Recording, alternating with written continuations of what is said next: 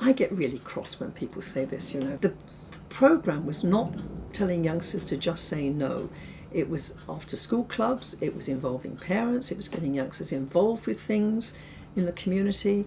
And by doing that, discouraging them from getting involved in drugs. It wasn't a just say no.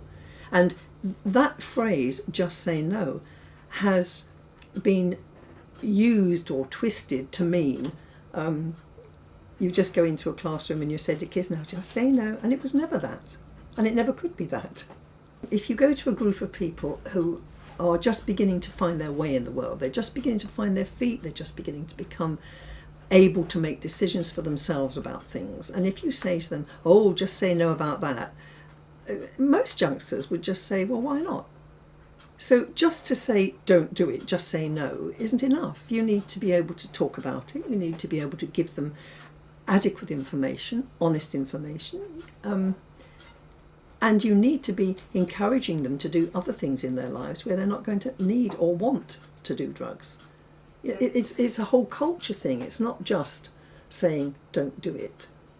So in some ways you're talking about giving them an informed choice. No, I'm not giving them an informed choice. You don't give a young person a choice to do something that's illegal. You're just giving them information. You give them accurate information.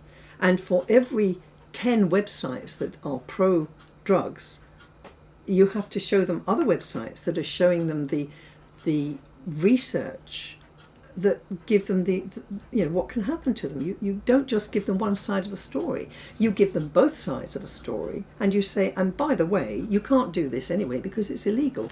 If it was legal, then it would be up to you, but it isn't.